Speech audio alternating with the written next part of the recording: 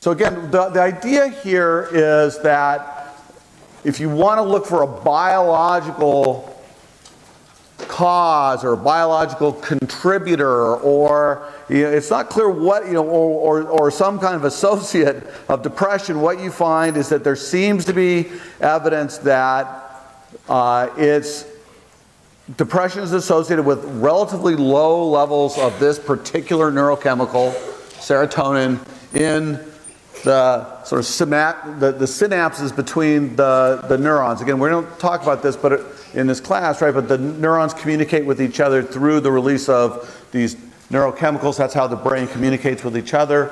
And there's this, in depressed people, there seems to be this low level of serotonin. And one of the reasons we know that is that the kind of drugs that seem to help with depression have a particular effect on the serotonin levels in the synapses. And so there's a little 3-minute, or probably 2-minute video on this that I just showed it. Maybe they'll just say it better than I can say it and show it to you.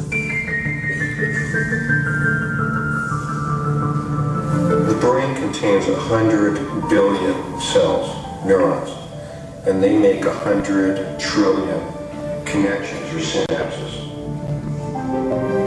And each of the neurons release chemical substances called neurotransmitters. And these neurotransmitters are the legal tender of the brain. That's how these cells communicate with each other. As the neurotransmitters flow through the brain like a river, sending a steady stream of information between the brain's emotional and thinking regions. Just a few milligrams of an antidepressant like Prozac, Zoloft, or Paxil can quickly and radically affect one of them, the mood-influencing chemical serotonin.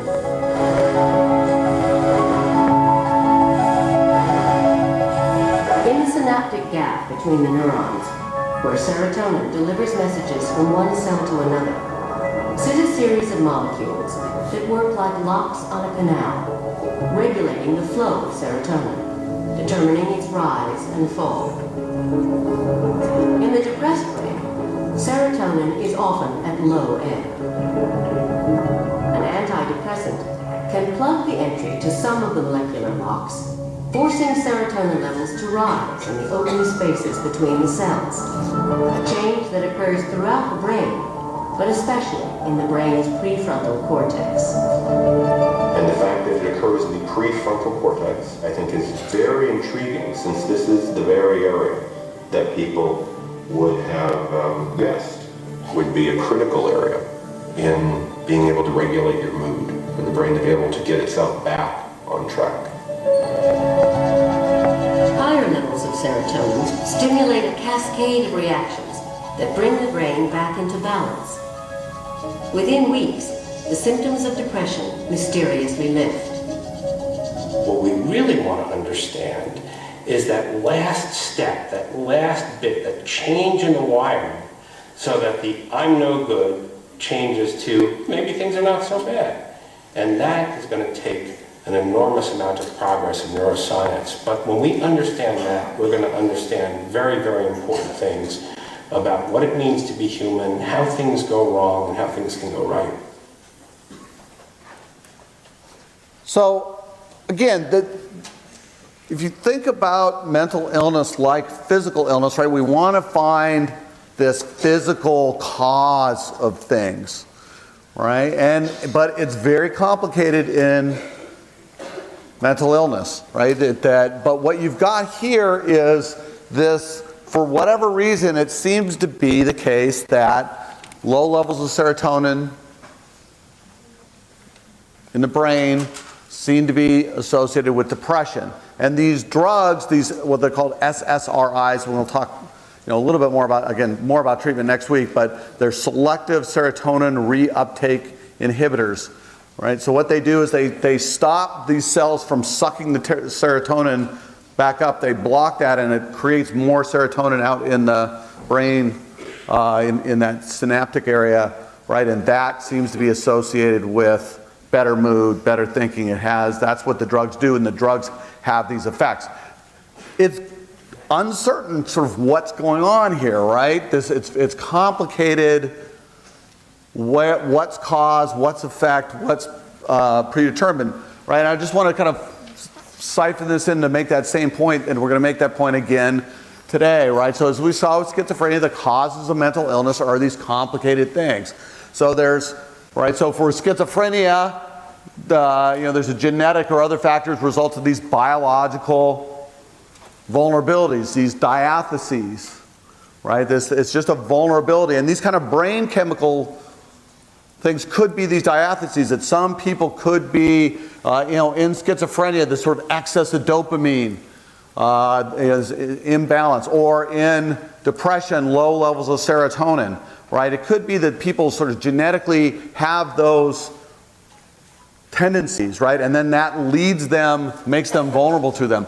If there's some kind of environmental insult, right, trauma or abuse or something, that it kicks that system out of balance because you already have the vulnerability for it. But in any case, it seems to be that it's at least some sort of biological vulnerability and some kind of stress or trauma that does it, right? But then you get into depression, things get even more complicated. In a sense, right? So there could be a biological diathesis. There could be this tendency that people have, right, to have low serotonin, or that could actually be an effect, right? It's not clear whether, in some sense, that could be caused by some environmental insult, some terrible things that are happening, right? We don't really know that. We know that if you make more serotonin in the brain, it makes people less depressed, but it's hard to know whether that's a vulnerability or some effect. Again, we know that there's environmental factors in depression, right? There's cultural issues, the difference by cultures. There's issues of even reporting, right? So do we even know when are people who's willing to say, I'm depressed, or willing to, on depression scales, willing to admit being sad? Some people may be more likely to do that than others, right? So women, for example, may simply be more open, more likely to admit that they're sad, and that's why they score higher on depression scales, right? So all these things, it's hard even to tell what is, you got to sort through the reporting issues, environmental factors, and in depression, you've got this idea of this depressive cognitive style. Well, is that a diathesis? Is that something that you're sort of biologically prone to? Right? Is it related to the serotonin? Does the having low levels of serotonin create this sort of depressive cognitive style? So when something bad happens, you interpret it internally, stably, globally, and sets that off? Or is that an effect? Right? Is the serotonin and some bad event setting this depressive cognitive style in motion? All these things different people have different theories about how they're related, but they're all sort of associated with these things. And the clear sort of take-home point with all these disorders, right, is that they're multi-causal. There's a complicated interaction between biology and experience that goes on, and we're going to see that story continuing on as we talk about some other disorders. Any questions about that? I know I've kind of driven that but it's a really important point and worth talking about. So let's talk sort of more specifically about this next category of disorders. Again, there's this, in the DSM, there's a category of mood disorders. Depression is one of them, so they're disorders of emotion and mood based experiences. Another huge category of those are what are called anxiety disorders. Probably the most common clinical diagnosis. You go, people go to psychologists or doctors, and very often they're diagnosed with some form of anxiety disorders. About 20 million Americans each year experience these. Again, like depression, more common in women than in men. Right? It's a little hard to tell sometimes whether it's just reporting or actual experience. They're often confused with each other or comorbid with each other, so people get diagnosed as having both depression and anxiety very often together. Again, the primary feature of all these all these sorts of disorders, anxiety, so nervousness, this sense of, gee, something you know, I'm not feeling good, I'm not, you know, something about fear, panic, stress, feeling uncomfortable, and they come in a variety of different forms. They're categorized together because they all have this common feature of anxiety, fear, panic as being sort of the central mechanism or the central feature of all of them. The first big one to talk about is what's called generalized anxiety disorder, which is this kind of overall or overarching, not having anxiety about that's specifically targeted to something, some stimulus or some event or some you know, sort of specific thing that you can focus on, but rather this sort of generalized free-floating anxiety. So chronic pervasive feelings of anxiousness, worry that's free-floating. It's got physiological symptoms, the same kind of things we talked about, generalized physiological arousal, right? Your heart rate, breathing, you know, gastrointestinal distress. So it's this general kind of, you know, we all know what it's like to be anxious, and some people just experience that in a very generalized way. Again, often co-occurs with or is confused with depression and often treated with the same drugs. So many of the same drugs, the SSRIs, work on with anxiety disorders as well.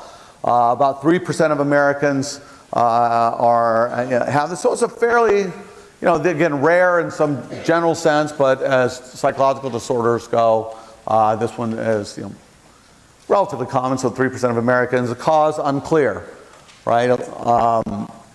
Some of the clues are as it seems to be associated with depression as well. Go ahead. I just have a quick question. Does this mean that they just anxiously have symptoms in general and without any sort of target, or do they just get anxious over every little thing?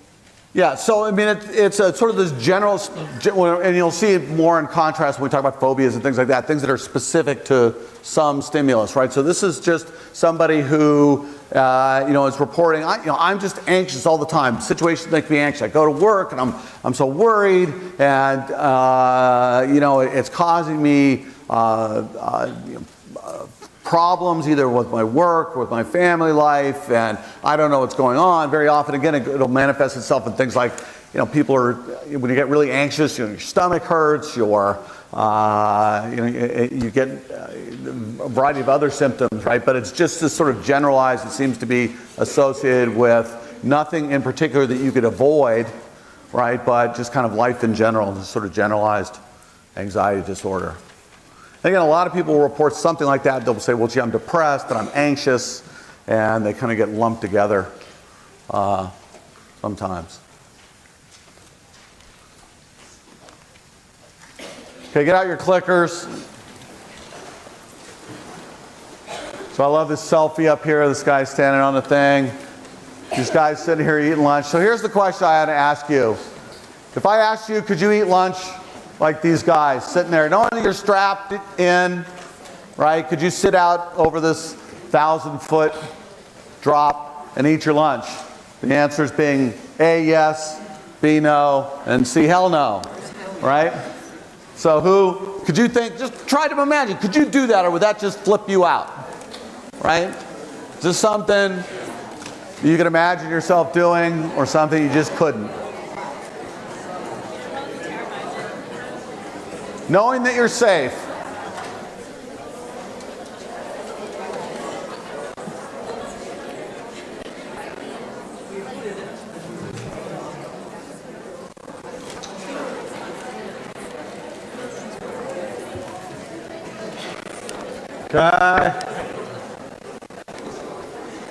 Okay.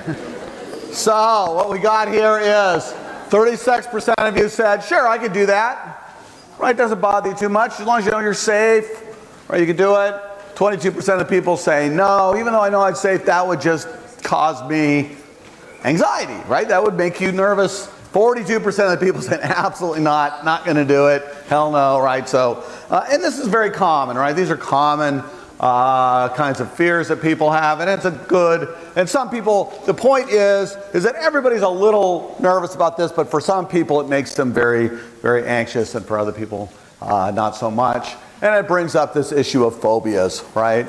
The idea of a phobia is kind of a common one out in the world of non-psychologists, and it's generally, you can think of it as an irrational fear of objects or situations, right? And an irrational, and this is hard. Is it irrational to be afraid to sit on a,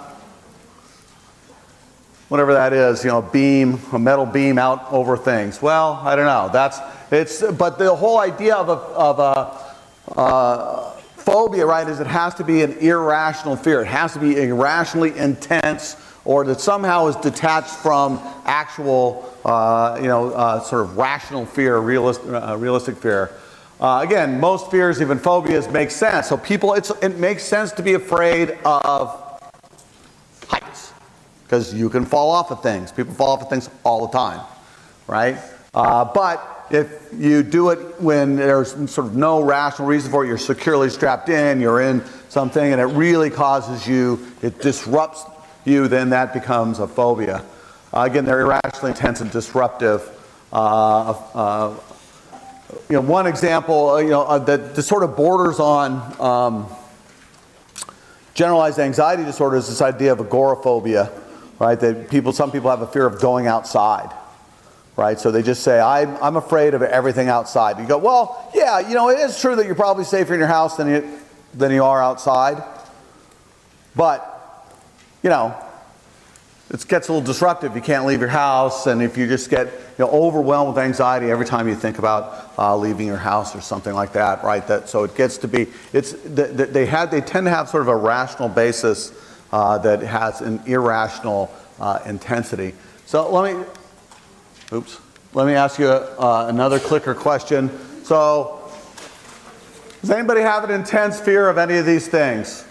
So A, dogs, B, snakes, C, closed places, D, airplanes, or E, if you don't have any of those sorts of fears. So just tell me, do you feel like any of you have an irrational fear of these things, or an intense fear of any of these kinds of things? So dogs, A, snakes, B, closed places, C, airplanes, D, E, if you don't have any kind of fear of any of those things.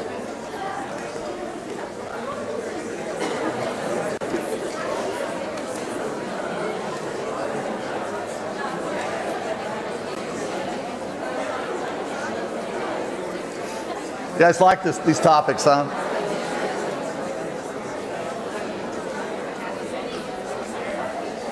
Okay, let's see the answer. So 56% of you don't have any fear, so you guys could be locked in an airplane bathroom with a dog and a snake and you'd be fine, right? Most common one among, so very few are afraid of dogs or airplanes. Much more common, 21% of people feel like they have an irrational or an intense fear of snakes or an intense fear of closed spaces, right? And in fact, the reason I list those are that these are very common kinds of fears in people, right? So this is a survey that was done in 1984. Probably hasn't changed much. Percent of Americans who are afraid of all these different things. So the most common phobia, right, that people report is a fear of snakes, just like you guys. A fear of heights is another big one. Mice, airplanes, closed spaces, spiders and insects, being alone, dogs, crowds.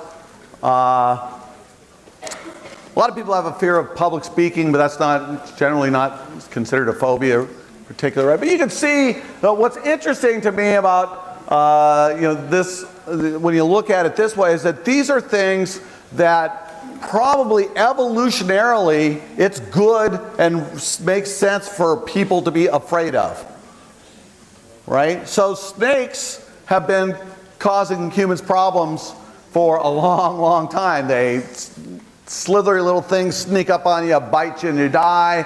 Bad things happen. And so it's not crazy to be afraid. If you were walking through, if a snake was going through here, it wouldn't be crazy, right, to be afraid of it. But if you're afraid of it when you see it in a glass pen or something like that, then it begins to be a phobia. But so it tends to have sort of a rational basis. Heights, as I said, people fall off of things all the time. Mice have been vermin cause humans problems since we've been living together in cities and things. Airplanes are probably just flying. Usually, if you're flying through the air in the long history of humankind, that's probably not a good thing. As a general rule, if you're flying, it means you're probably falling or being hurled by somebody or something. Or closed space is bad. All these things, they have some sort of rationality to them, right? So, what causes phobias? What's the I got my snakes on a plane picture up there, so it's not irrational to be afraid of snakes on a plane, but for a lot of people that would be a big problem. Let me show you an example before I even talk about, I want to talk a little bit about some of the theories of, or a little bit about phobias. Let me show you, just kind of for fun, this is one of my favorite clips of somebody from, I think it's from the Maury Povich show, somebody who has or says they have a pickle phobia, so go ahead. I mean, the whole world eats pickles, but it's ruining her life. She's teased in school, and she, of course, in school was called the pickle girl. Once you know, this is what the sight of a pickle does to Mariah. My name is Kaya. I hate pickles. I hate everything about it.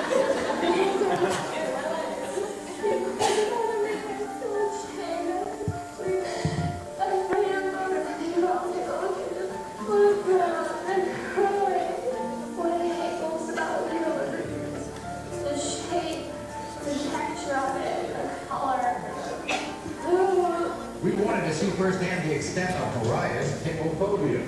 So we sent her to the Patterson Pickle Factory. Thousands of pickles.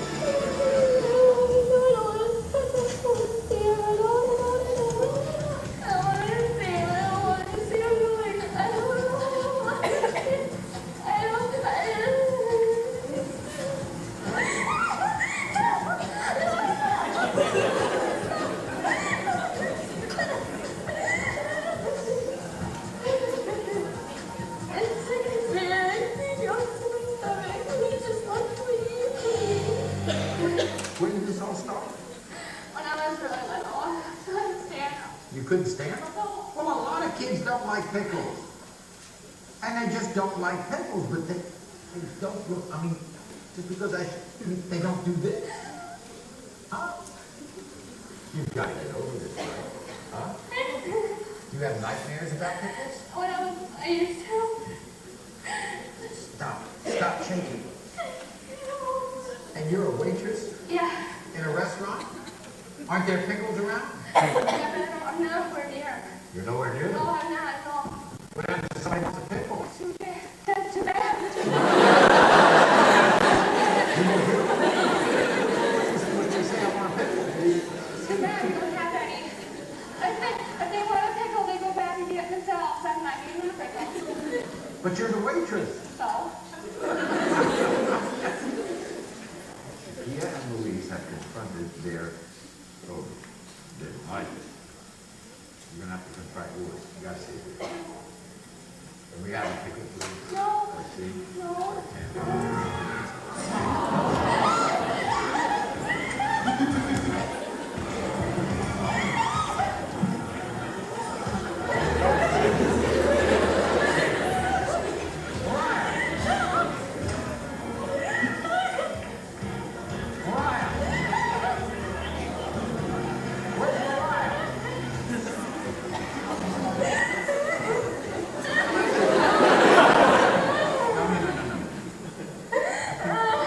You have to confront them. Gary's gonna have to, he has to understand where you're coming from. Right? Okay, let's go back. Let's go back.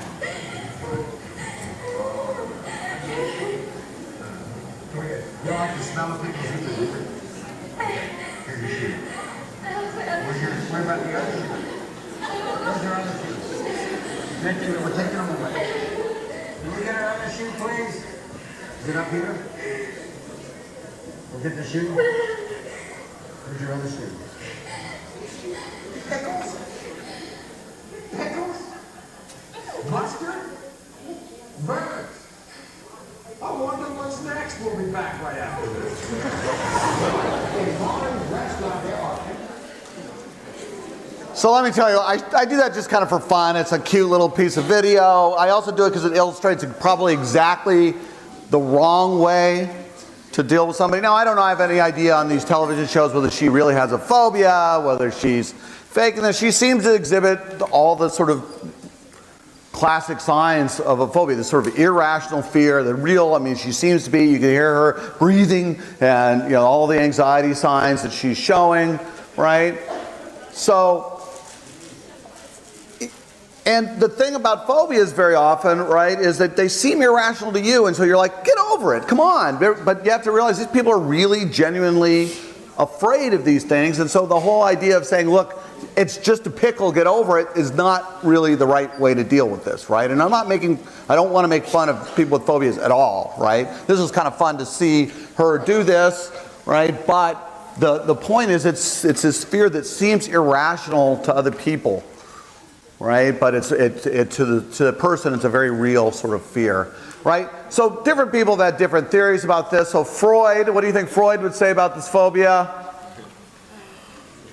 Right? That idea that people are afraid of things, that anxiety is a sign that sort of id impulses are popping up, that people are afraid of things that symbolically remind them of things. So of course he would look at that pickle and say, aha, we know what that pickle looks like. You know, that's, you know, so that's another reason I show the video, right? So it makes this kind of nice point, right? But nobody really believes that theory of phobia anyway, anymore. Right, so the most common explanation for phobias is they're explained via learning principles. They're sort of an irrational learning experience. That somehow you've been fear conditioned. That the classic notion, which is very often the case, somebody bit by a dog, for example, as a young, so they experience this terrible sort of fear experience, so that it becomes conditioned to dogs. They're afraid of dogs, and then for some reason it generalizes in this way. So it can go not just to being afraid of a specific dog that bit you might be very rational, but then being afraid of other dogs that look like that dog. That's not even that. You know, if a pit bull bites you, you're afraid of all pit bulls. I get it. Well, then when it starts to generalize to all kinds of dogs, even fluffy little poodles and things like that, then it starts to become problematic, right? So you get this stimulus generalization problem where somehow it gets applied much more widely than is rational, and then again it becomes sort of a vicious cycle, and you'll see this, in several of these disorders, right? So you get afraid, you see this thing, it makes you afraid, so you pull away from it, that makes you feel better. So the pulling away from it is reinforced, right? Every time you get near it, so it gets in this thing where every time the fear arises, when you stay away from it, your fear abates, right? And then the whole thing just kind of keeps going, and it reinforces itself, the staying away from it. And that's how you can imagine somebody, every time they start to go outside, they get anxious. So then they just stay inside, and that's where they're comfortable, right? So they increasingly just stay inside, and it becomes debilitating in various ways, right? So those learning principles are the most common way to explain those sorts of phobias, right? They're very common in people, and as we'll see, they're relatively, because of their likely kind of learning-based sort of things, they're relatively easy to treat, as well as psychological disorders go. So that's a little bit about phobias. And again, you can see it's an anxiety disorder. The next anxiety disorder we want to talk about is another one that afflicts a lot of people, and has received a fair amount of attention, this idea of obsessive-compulsive disorder. And it has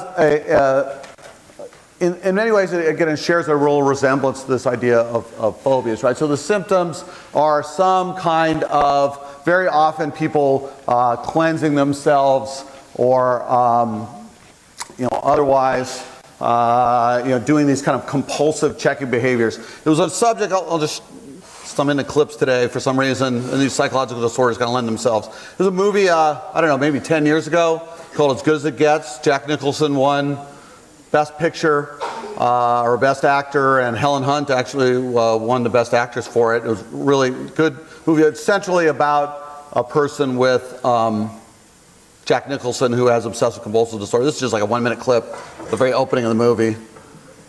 And it shows it fairly well. I don't know why I made it so small, but hopefully you can still see it.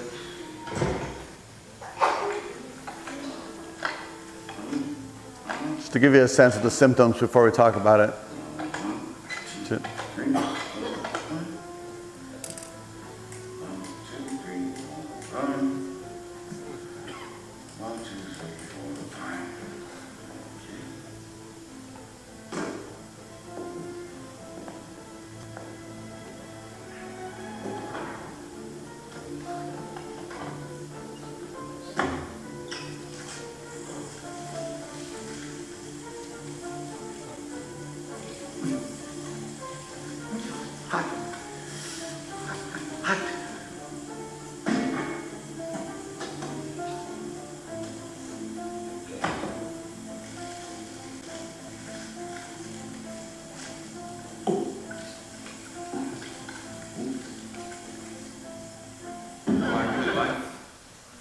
Right, so it often manifests itself in just this kind of way, where people seem to have some ritualistic kind of behavior, some obsession, some fear of dirt. Very often is a very common one, so this cleansing idea. But you can see he's got these other sorts of things. He comes in, he has to do the door 5 times, right? Then he immediately goes in and has to wash his hands and has to, goes through a couple bars of soap and does that behavior and has to do it. And if he doesn't do those things, if he's prevented from doing those things, then he becomes very, very anxious if he doesn't go through this sort of compulsive behavior, right?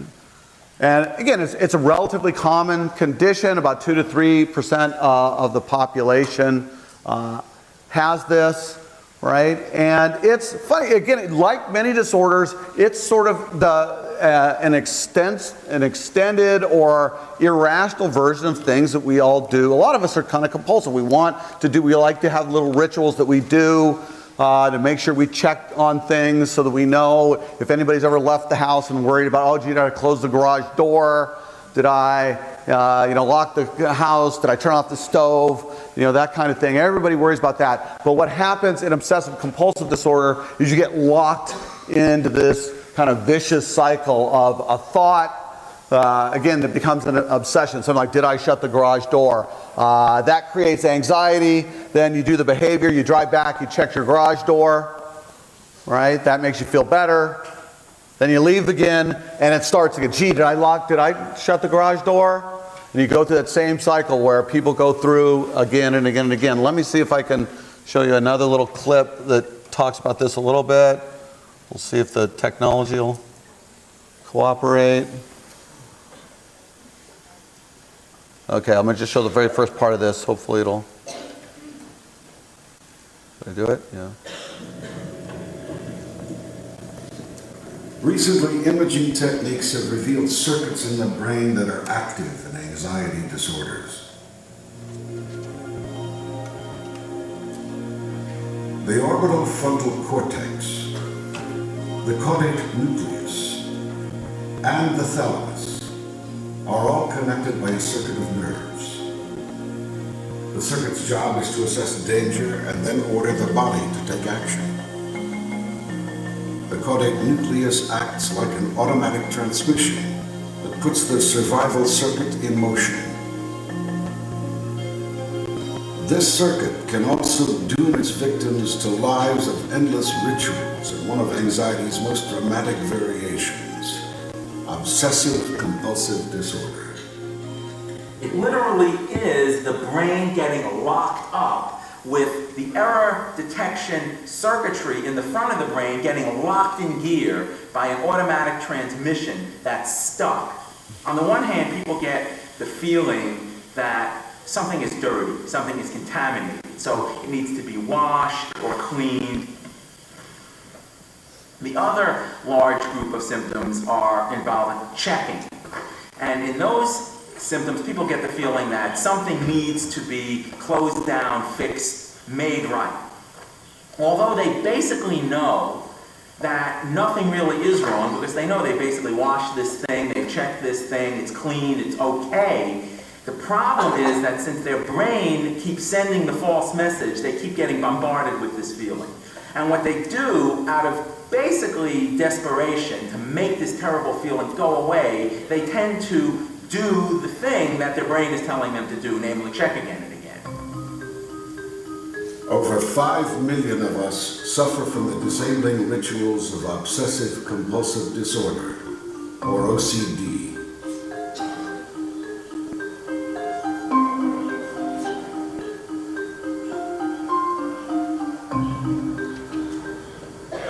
Dr. Schwartz and Dr. Edom. Well,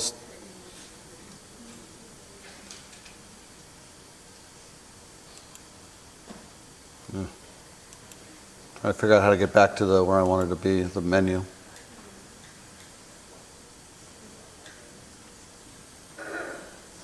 I don't know. Oh, maybe up here? Nope. Just want to show another thing later, so.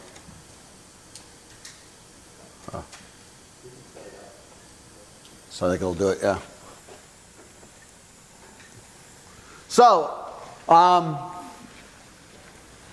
you see the problem. Again, it's a role. I have this tendency a little bit, right? So I'll do something. I'll start to leave. I'll go on the side of my house. I remember this just a few days ago. Right? I threw some trash away, and then I kind of went and closed the gate. And the gate didn't close all the way, and I said, "Oh, I'm just going to get in the car and go." And I went, and I just got in the car, and all of a sudden, you get kind of anxious, like, well, no, I don't know. I want that gate to be closed somehow. Right? And so I got out of the car and I closed the gate. And it's really, it's what I like about that description, it's really good. You know, in a sense, the person knows at some level that this isn't rational, but they can't stop, right? You know that doesn't matter whether that gate's closed or not. I know that, but it just makes me anxious that it was open, right? And then so people go through this, so you might wonder, well, don't they know? Don't they get after they've checked the stove all those times that the stove's definitely off? Yeah, they get it, but it doesn't matter. They still have that sort of emotional feeling, right? That anxiety. And then you get locked in because the behavior, and again, it's reinforcing. With the behavior, the ritual makes you feel better. And so it becomes reinforced because it feels better when you do the ritual, when you do the thing 5 different times, right? So it's also, anxiety is this really central mechanism that goes on, that's the sort of driving force in all this, and you get locked into this obsession, thought, behavior. What causes it? Again, complicated story. It often begins in childhood. You see, obsessive-compulsive disorder is something that you pick up in children frequently. Not necessarily that in a full-blown sense, but you can see the child sort of developing these ritualistic kind of anxiety reducing behavior. So it suggests, because it comes up relatively early, that it may be something that you're biologically predisposed to. Get high concordance rate in monozygotic twins. So this leveling, it may be related a little bit to temperament, right? So some people have this kind of, right, we talked about in the personality section, people have this kind of high energy temperament that may be involved. Again, it's tied to brain function. You can sort of see the mechanisms, the normal fear survival mechanisms that they start talking about get a little bit out of whack, and so you can pick this up. So there's something, the brain is functioning differently. Again, it's hard to know whether something like that is cause or effect, right? Just because it's in the brain, it could be an effect of something, not the actual cause of it. And again, neurotransmitters like dopamine and things like that seem to be involved at some level. So again, very debilitating for people. It causes people lots of problems because they get into these sort of ritualistic patterns that preclude them from being involved in other kinds of life. It's also another related disorder like hypochondriasis, people who are afraid of being sick, right? So they go to the doctor a lot, and any of these things can be very, very debilitating in terms of you having a normal day-to-day life. So that's obsessive-compulsive disorder. A last anxiety-related disorder that I think it's worth talking about today is post-traumatic stress disorder. Another one, we talked a little bit about this when we were introducing the concept. of mental illness, right? It's been one of those that has a really interesting kind of controversial history. That it was only after Vietnam that it became recognized as an actual disorder. This idea after World War I, it was shell shock, or something that people had been through some kind of terrible experience, and then they were freaked out afterwards. It's like, well, buck up, come on, boy, And as it became in the Vietnam War, it became very, very common for men to come back from soldiers to come back from the war and have a variety of debilitating symptoms. Again, some reoccurring thoughts, haunting memories, flashbacks, nightmares, social withdrawal, depression, anxiety. It's associated with drug abuse and suicide. And again, a third of Iraq War veterans are diagnosed with PTSD. It isn't just a war-related thing, though, right? So you can get PTSD from any kind of traumatic experience, so abusive experiences, natural disasters. It isn't specific to war. It's just that that's a very common way that we see that being in combat is a highly stressful, traumatic experience with a lot of fear, a lot of observing really terrible, terrible things happening to other people, to innocent people sometimes, to your friends sometimes, that kind of stress. And it leaves these sort of lasting, haunting memories where you just can't get it out of your mind. You sort of ruminate on it. It comes up at night. Other people don't seem to understand. Again, and it can lead to all sorts of things, not just day-to-day sort of disruption. I mean, a good example, how many people have seen the movie American Sniper? That was a really, really great movie in a lot of ways depicting this. So however, you see this guy who's gone out and done, in these terrible warlike situations, and he doesn't really have PTSD, but he has trouble, right? At the end, just integrating back into normal life after going through this kind of experience can be very challenging. The person who killed him may very well have had PTSD. Again, Chris Kyle was murdered. The guy was not found guilty by, not guilty by reason of insanity, but it may very well have been that he had PTSD as well.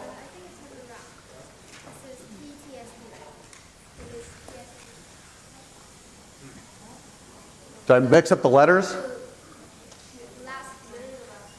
Oh, PSTD, yes. So reverse those, right? I was wondering whether it was coming out of my mouth wrong, or PTSD, not PSTD. So this terrible, just to give you another example, again, a really horrific suicide rate among Iraq War veterans. So this could be, people can't break out of the cycle. It's 50% higher than in normal people of the same demographic, and 22 Iraq War veterans commit suicide every day, right? So being through these traumatic experiences can really leave a mark on people. And again, it seems to be associated with this anxiety. Some really interesting work. We have a couple of people in the department who do some really interesting work on PTSD-related ideas. Roxy Silver, if you ever had her in the class, one of the world's experts on kind of trauma and dealing with it. She's been really interested in things like how these national tragedies, national disasters of various kinds can create PTSD in people, and did a really interesting study right after 9/11. They had data on a representative sample of Americans, and then they went in right afterwards and got people to respond, and then followed them for a long time, just people who had been in New York City, people and who had watched it. And what they found, again, in 2 months after 9/11, 17% of the US population met the DSM criteria for PTSD, right?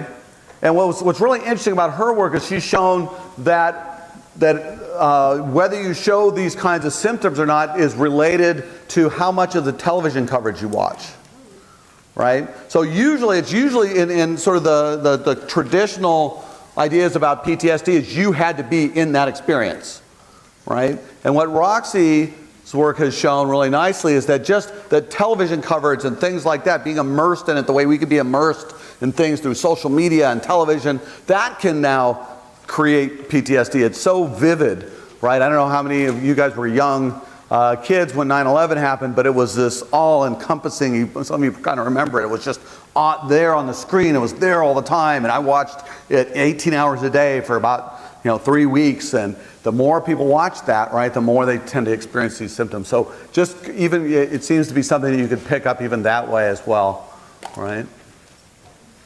So interesting, and again, a problem that's increasingly being recognized and studied in psychology. So that's all about anxiety disorders. Any questions about those?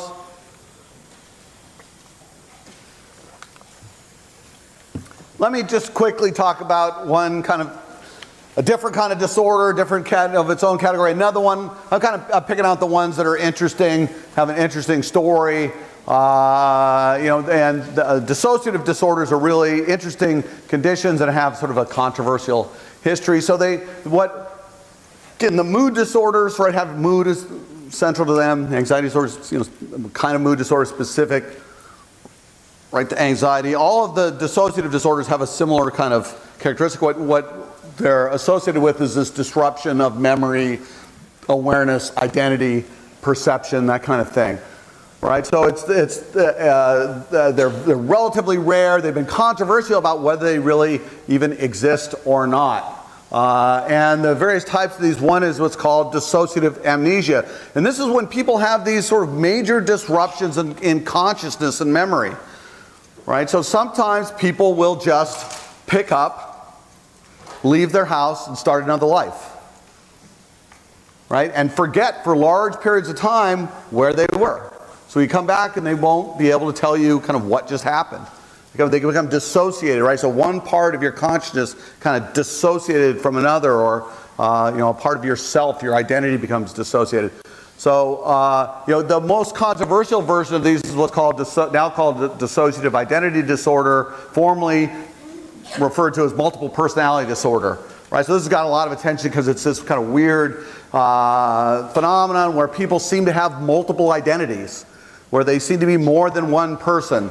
And there's these famous cases that came through, that people who sought treatment and discovered this, and they were, movie seems to be the theme in this section, right? So Three Faces of Eve, when I was a kid, was about a woman who had 3 separate personalities. Somewhat more modern, I don't know, this in the 70s, was the story of Sybil, who I think ultimately had like 36, or they thought she did. And right, so these are this idea that, in the way it's depicted in movies and things, so somebody is talking in one identity, then all of a sudden they kind of drift off and then they become a different person. Now they might be a person of a different age, a different sex, completely different identity that doesn't have any memory or knowledge or awareness of the other identities existing in there. Right? So that somebody will simply switch and become literally another person with a whole nother life history. And it's very bizarre when it happens, and you can imagine that a lot of people didn't believe that it existed, and there was a lot of work to say, is this just somebody faking something? Are there really separate identities in these people or not? Or is this something that they're either faking to get out of something or to get attention? Or so there was a period of time in which the prevailing opinion in medicine and psychology was that this really didn't exist, that this was sort of a myth. But it's come back, and I think a fair amount of research supports that there are these sorts of phenomena: dissociative amnesia, dissociative identity disorder, depersonalization disorder is kind of the same thing. It's sort of a milder version where you simply kind of are able to separate yourself and become kind of a different person for short periods of time. And people kind of come detached from there, or sometimes they'll feel separate from. They go, I don't feel like myself. I'm not Peter Ditto. I'm somebody else, right? This is sort of the milder version that's not as disruptive. So what are the causes of this kind of thing, or how do we understand it? Well, again, it seems to be this kind of normal process that gets off track. And with people who have a particular kind of vulnerability. So all of us, in a sense, are different people at different times. So you're a different person here with me, You usually come up to me with these nice smiles. You're very respectful and nice. I can't imagine you're all like that all the time, right? You're probably wilder than that at times. You are, you know, you have different, with your parents, you're somebody different. So everybody kind of switches, plays a different role. We saw that in like the Zimbardo study, right? How people can be immersed in these roles. And so the idea here is that everybody kind of has this tendency to sort of switch and become different identities, but sometimes if there's this really stressful, traumatic experience, and that seems to be the common core, particularly with multiple identity disorder, it's almost always associated with some severe abuse or trauma situation. So it's as if the person sort of switches to become a different identity, a different person, to get away from the anxiety of being that one person. So if you sort of tried, something terrible happens to you, you just can't stop thinking about it. One way to do it is sort of just dissociate yourself. Oh, that's not really me. That's this other thing. I'm going to take on this other. And normal recovery is probably like that, right? Just saying, that's not me. This terrible thing happened to me, but it's just not me. But certain people make that break more profoundly, right? They are able to sort of put it out of their mind in such a way that they literally become almost like a different person and lose knowledge and awareness of it. Again, we all know people are good at distracting themselves and people who aren't, right? And that seems to be some part of the key, right? Is that it seems a lot of people suggest that it's related to hypnotic suggestibility, right? That people, anybody been in a hypnosis show? Anybody been hypnotized?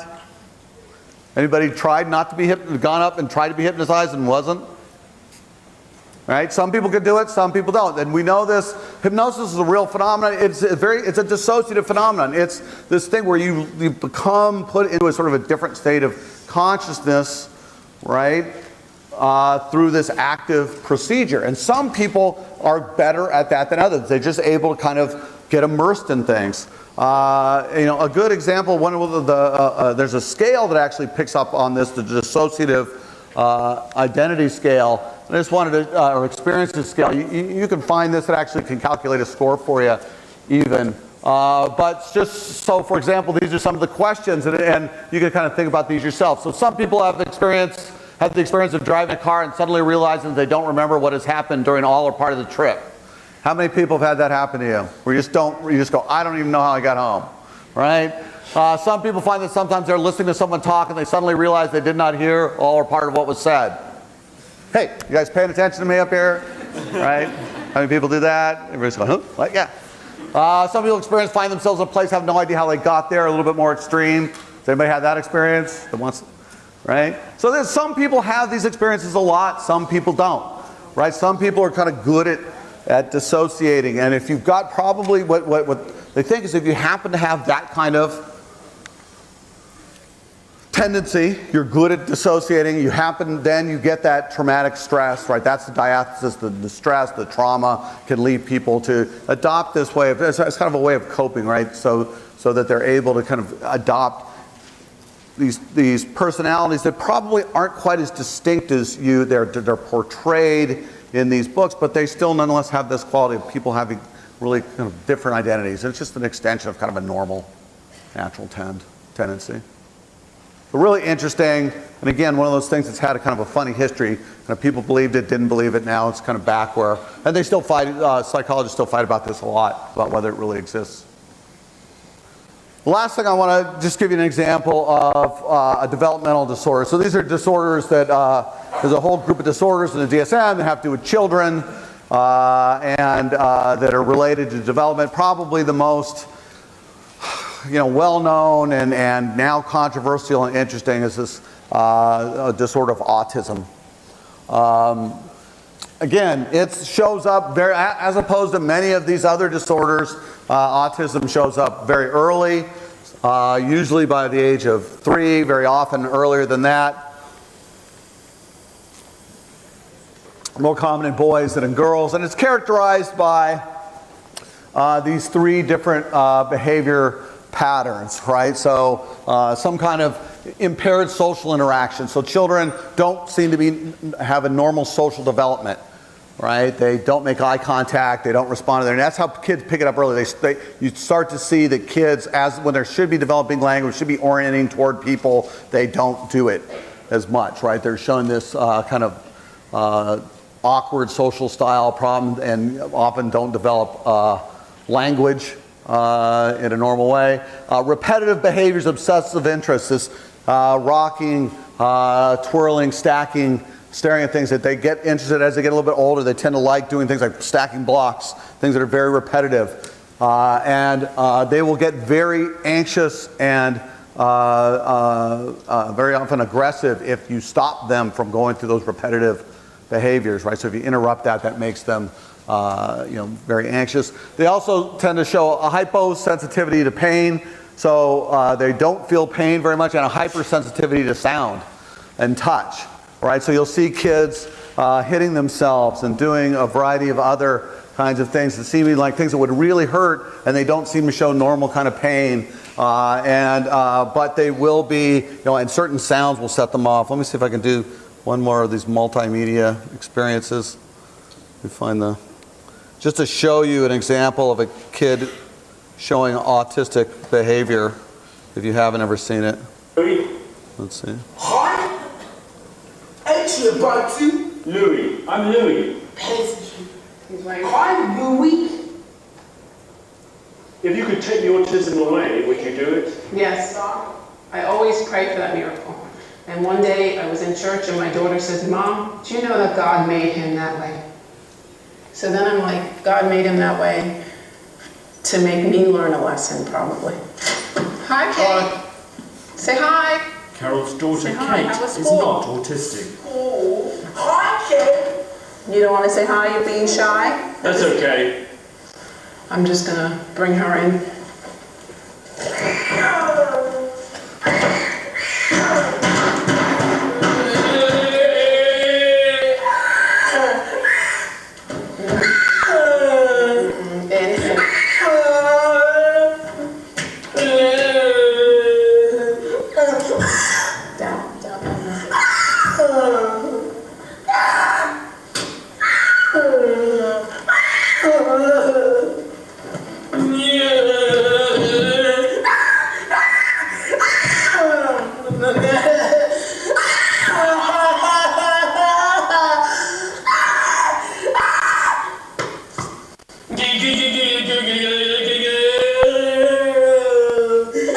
I might call my husband in. Would you mind?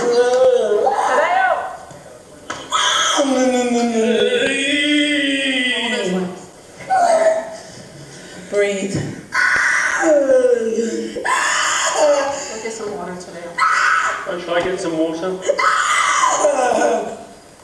Thanks.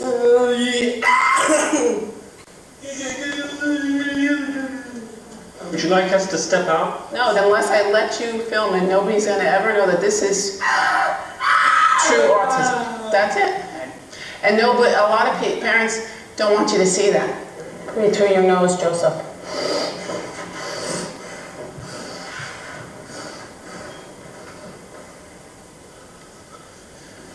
You sorry? Sorry, yes. Okay. Can I have a kiss? Everything's okay now. Everything's okay now. Okay. Oh, what really said she? Yeah, everything's okay. So you can see very clearly, right, in those symptoms, the kind of things we're talking about. Impaired social interaction, right? Clearly he's not connecting, looking people in the eye. He's got these kind of repetitive things that he does, and then he's very anxious, right? All of a sudden he goes into sort of anxiety period, screaming, hitting himself, showing this sort of low sensitivity to pain, self-abuse, and then kind of comes out of it, right? We're going to talk a lot about, we'll talk about some treatment of autism later, and there's been some real advances in helping kids like this. But it's this very bizarre, right, set of symptoms that have this kind of broad focus. Interesting, just to another bit of work that's related to this. There's somebody, his name is Simon Baron-Cohen, very famous developmental psychologist. He's actually the cousin of Sacha Baron Cohen, who's on all the movies. But he has this idea about it being essentially that the fundamental part of it is this idea of unable to take other people's perspective. What they don't have is what's called a theory of mind. They don't understand that other people think things, and they're sort of he would put the social impairment kind of first. That the fundamental problem is this inability to be able to imagine other people and what they do and understand that other people have goals and wishes and things like that. So they have this fundamental kind of social impairment that then creates some of these other problems.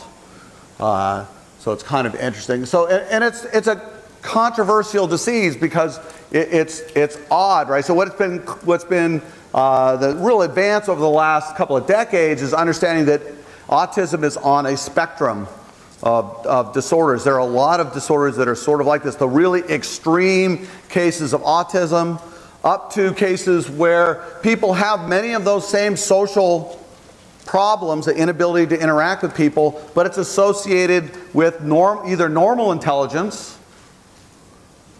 right, or sometimes hyperintelligence, like real talent, real brilliance. So many very, very brilliant scientists have what's referred to now as Asperger's syndrome, right? So this is this idea of people who are otherwise normally functioning, but tend to be sort of socially awkward. And this ties into Simon Baron-Cohen talks about it being systemizing. They're sort of unable to feel other people, but they're really good at sort of thinking about things, ordering things, and they're good at this sort of structuring of their world and breaking things apart and thinking about them, but they lack the kind of feeling component, this empathizing component, right?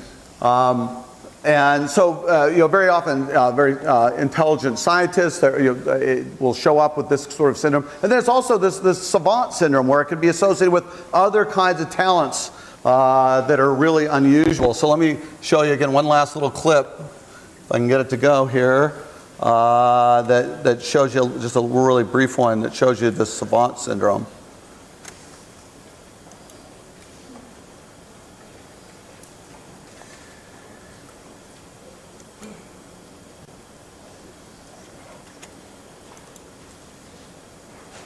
Okay, so check this out. This is interesting. Of autism's many variations, the savant is the most perplexing. In San Diego, Mark Rimland is famous for his many savant skills. He has just illustrated an award-winning children's book about a girl who loses her cat and finds it again.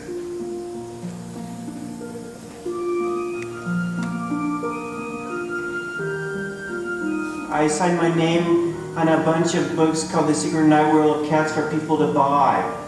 Yeah, they're supposed to know who drew the pictures for it too, and who wrote the book. Mark's other savant skills include the ability to tell you the day of the week for any date in any year. Let's make believe it's 2021 and it's March 15th, 2021. What day would that be? A Monday. Anybody else? You guys do that, right?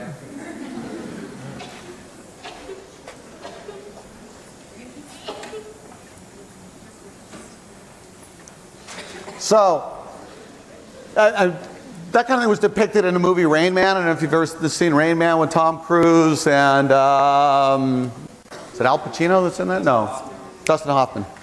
Right. So that same kind of thing. So it's really unusual. What would create? Why would this sort of social inability, disability be associated with this really high intelligence, sometimes creative excellence with music and art or something? It's hard to think about this. That's why sort of this work of Simon Baron-Cohen, some of it is this idea that they're hyper sort of systemizing sort of people. They don't have that natural sort of emotional social connection, but they're too high on the other. Again, so what else do we know about it? Well, there's some evidence for heritability. There's some people think it shares some sort of genetic relatedness with bipolar disorder. You can see the evidence in brain structures and neurotransmitters. Those things are involved.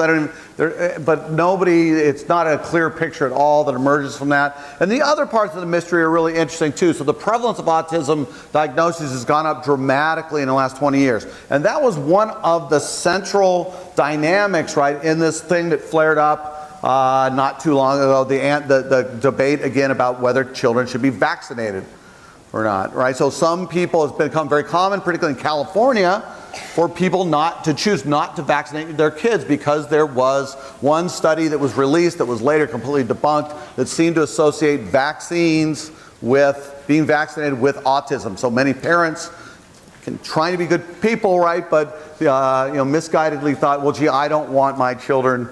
It seems to be all over the place. Everybody's vaccinated. That must be it, right? It's becoming more common because it's caused by vaccination, right? Absolutely no evidence that's true. Right? Absolutely no evidence of a relationship between vaccination and autism or any other really negative cause, right? But so why would it go up so much, right? Well, maybe it's one of the some modern affliction of modern culture. But it's getting very similar in the pattern that we see in ADHD and attention deficit and hyperactivity disorder. That children getting diagnosed with that, getting put on medication and deal with that. That's gone up dramatically. Some of these other axis 2 personality disorders, the diagnosis has gone dramatically. Does that mean people are getting more mentally unhealthy? Right? Probably not, right? Probably what it is this sort of extent, we're better at screening for it. We can pick it up earlier, right? There's more sharing of information, so people know about it. Many people who are autistic were probably put into institutions, just seen as being mentally ill or mentally, challenged in other ways, right? But it's always hard to know. These are sort of the questions that come up, right? Are we just expanding the definition of things, of mental illnesses? Are we better at picking them up and therefore treating them, and that's a good thing? Are they getting more common, which is a bad thing? Probably not like it. Or is this expansion a good thing or not, right? Is defining more things, having an idea, oh, you're on the autism spectrum, right? You're a little socially awkward, maybe you're, have a little bit of autism. Is that taking disorders and basically taking the normal range of human behavior and defining some of it as mental illness and treating it? That's clearly the argument about ADHD that some people make, is that we're taking kids who are high energy kids who just don't thrive necessarily in a classroom, and we're treating them with drugs. We're diagnosing them, saying you've got a condition, right? And then we're treating them. And somebody like Thomas Zaz, and that we talked about, Tom Cruise, would say, that's what you're doing. You're just making stuff up, right? And then so we don't know. That's sort of the debate that goes on in the field. To what extent are we simply being more open, figuring out that there are more kinds of conditions that people could benefit from being diagnosed and treated, or are we taking normal behavior and turning it into a mental disorder for people, right? And then different people have different sort of feelings about that. And really what it comes down to, a question up here, go ahead. Do you think that a lot of these mental illnesses are on the spectrum, or you can have it or you don't? That's actually an interesting question. I'm probably not the best person to ask that question. But the way I'm depicting it here, right, is that almost all these disorders are things that you could understand as normal responses sort of go haywire, right? They get off onto some vicious cycle. So it's not crazy to be afraid of snakes, but it's crazy if you can't go to the San Diego Zoo because there's snakes there, right? If you really want to go, you can't go on a field trip, to that. It's not crazy to check to make sure that you turned your oven off, right? But if you keep doing it, it is, right? And kids different. I've got 2 more minutes, so just a second. Right, so it's that same thing, hyperactivity. Some kids are just have trouble paying attention to stuff, right? And some kids are really focused. Well, so at what point does that become a medical condition, right? So there's all these issues of definition. A lot of it comes down to really this issue of treatment, right? Can we, if by labeling somebody with that and treating them in some way, can we make them better? Are they happier? Are they less likely to fit those criteria that we talked about, right? They're not disabled, they're not a harm to themselves or others, that kind of thing, right? So what we're going to segue into the last two sessions of the class is this issue of psychological treatment. And to what extent, what do we know about it? What are the different ways that people have talked about treating psychological disorders? And then really the last time we're talking about how effective are these? Do psychology, how good are we at treating these sorts of things?